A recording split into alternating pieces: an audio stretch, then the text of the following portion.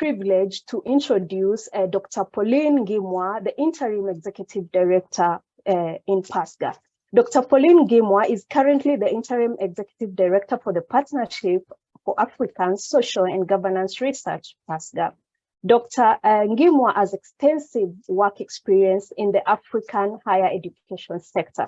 She is an experienced practitioner and scholar in higher education and educational technology. She has led multinational and education and capacity strengthening projects in Africa's higher education sector. Dr. Pauline Ngimwa, karibu sana. Thank you very much, my colleague Buthio, for that introduction. Ladies and gentlemen, on behalf of our partnerships, we want to formally welcome you to this much anticipated webinar, dissemination webinar. I would like to preface my remarks by saying how pleased I am to be back. Those who recall I was there, came in very briefly at the onset of this program, supporting the professional development for our professional research fellows.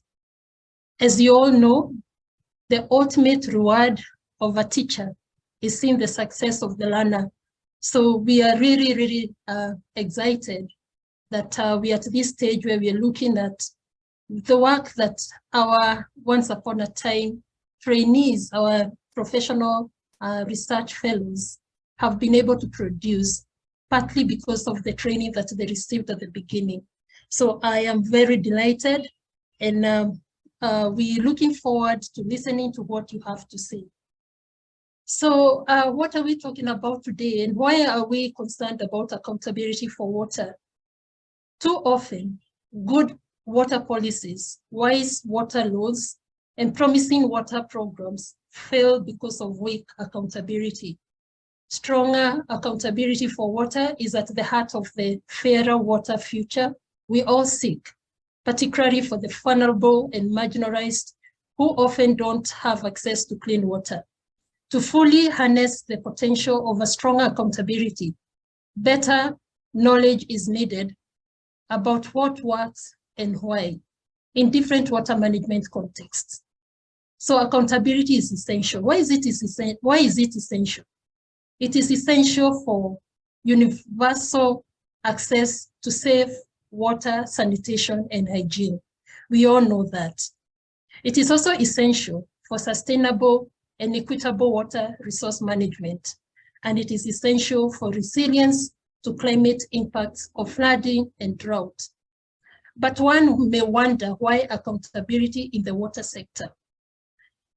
We've looked at what is out there, what existing knowledge tells us, and what we see, it's a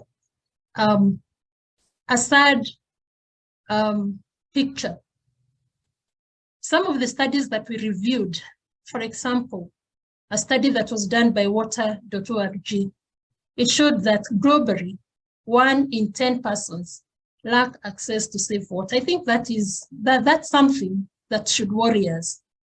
Another study that was done at the Brookings Institute in 2021, it revealed that 1 in 3 African countries face water scarcity, and approximately 400 million people lack access to water, basic drinking water, and sanitation.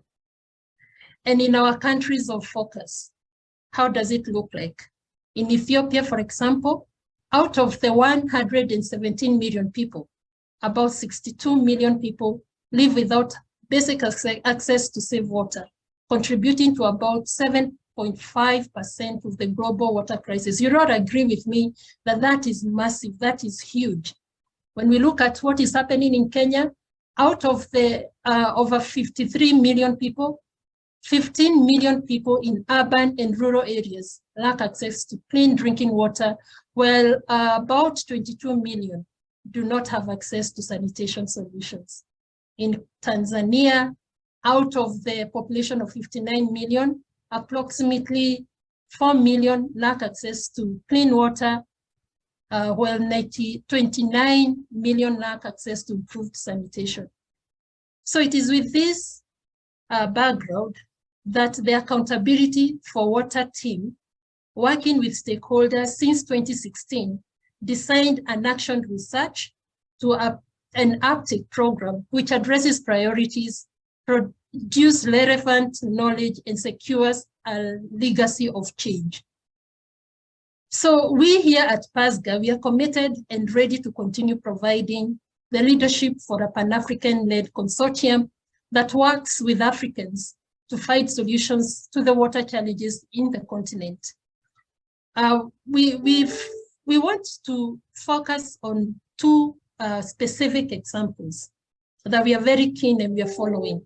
Out of this work, a very important aspect of the findings has come out, the issue of sextortion. Sextortion happens in water, but it also happens in other sectors. This is an area of particular interest for us, PASGA.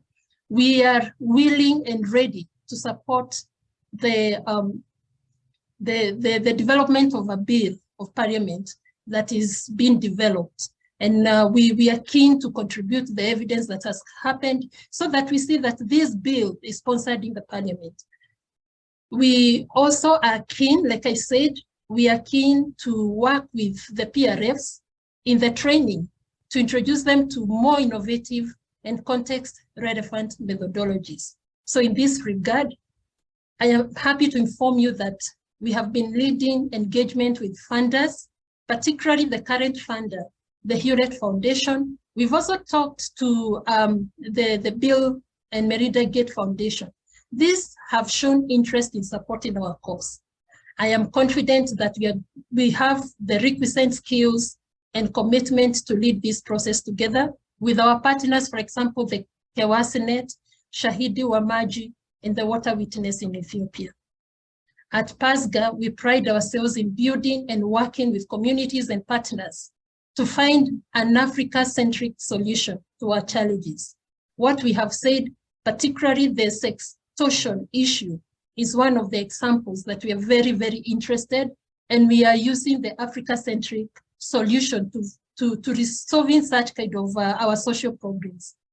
This is a legacy that we owe to our continent, to drive the knowledge decolonization agenda and provide a platform for young African researchers, such as our PRFs in this program, to be at the center of driving path-breaking research. You now have skills, you have demonstrated that you can do it. We are coming back to you to continue looking for solutions that are going to help us contribute towards solving the problems that we face on the continent. So we see this also as a critical social justice agenda for the continent, that the most underprivileged are given a voice and space, and that no one is left behind. But it is not enough just to do excellent research. As you all know, there's a place of uptake and the use of that evidence to inform policy.